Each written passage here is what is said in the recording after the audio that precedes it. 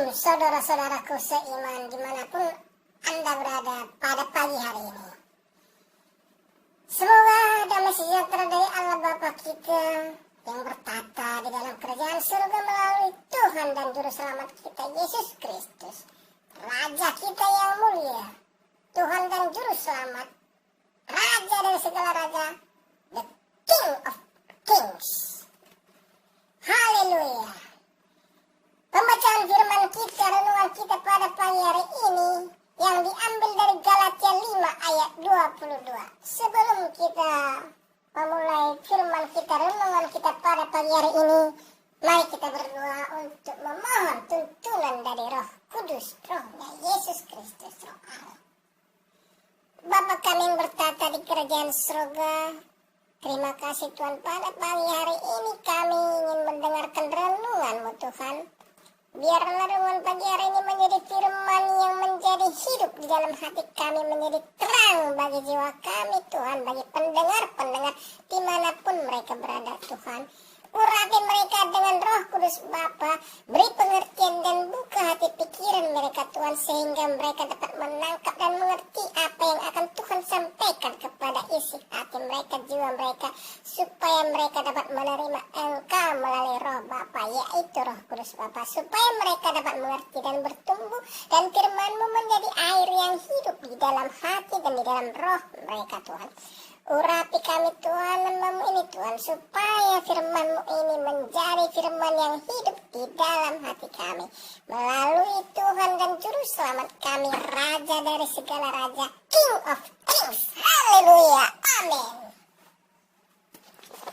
Saudara yang terkasih di dalam Tuhan Yesus Kristus, pembacaan firman kita pada pagi hari ini ialah yang diambil dari Galatia 5 ayat yang ke-22 sampai ke-23. Tetapi buah roh ialah kasih, sukacita, damai sejahtera, kesabaran, kemurahan, kebaikan, kesetiaan, kelemah lembutan, penguasaan diri.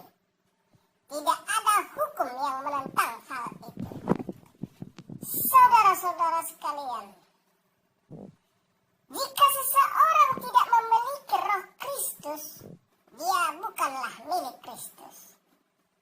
Dalam hal ini, yang disebut dengan Roh Kristus adalah Roh Yesus, yaitu Roh Allah, yaitu Roh Kudus. Jadi Roh Allah adalah Roh Kudus, Roh Yesus adalah Roh Kudus, Roh yang membangkitkan Yesus ketika menjadi manusia, berada di dalam bumi ini, berjalan di bumi ini, berada di bumi ini untuk melakukan penebusan adalah Roh Kudus yang membangkitkannya untuk menjadi tubuh yang mulia, sehingga Yesus menjadi Tuhan dan Juru Selamat. Saudara-saudara sekalian,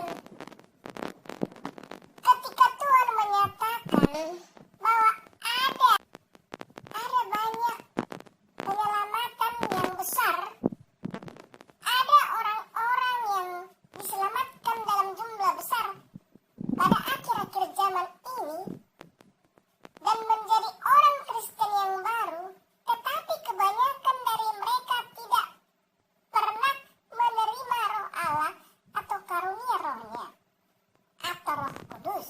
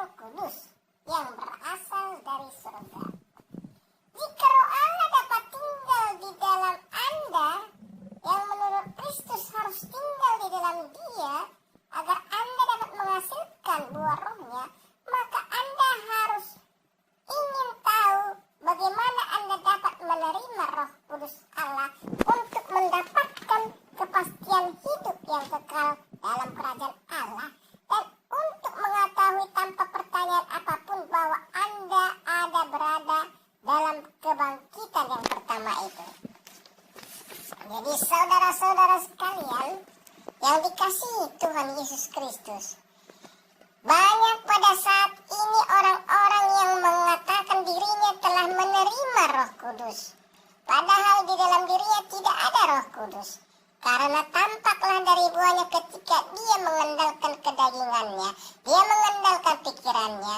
Jangankan di setiap individu, tetapi banyak di gereja-gereja saat ini yang sangat mempercayai Roh Kudus, tetapi tidak mau menerima Roh Kudus. Seolah-olah mereka menerima, padahal sebenarnya menolak Roh Kudus. Sebab apa? Sebab mereka mengandalkan pikirannya. Hanya dengan membaca Alkitab menjadi orang Kristen yang sangat religius, mereka menganggap mereka sudah memiliki Roh Kudus, padahal mereka dituntun oleh daging dan pikiran mereka yang dikuasai oleh iblis dan kuasa-kuasa si jahat yang tanpa disadari oleh mereka. Saudara-saudara sekalian, marilah kita benar-benar menerima dan merindukan supaya Roh Allah, Roh Yesus Kristus, Roh Kudus itu berdiam di dalam diri kita, supaya ia benar-benar ada di dalam hati kita. Saudara-saudara sekalian, bagaimanakah caranya supaya Roh Kudus itu berada tinggal di dalam hati kita? Petrus mengatakan kita harus bertobat, kita harus membersihkan hati kita, kita harus mengampuni orang-orang yang menyakiti kita, yang membenci kita. Jadi Roh Kudus harus ada pada orang-orang yang benar-benar kudus.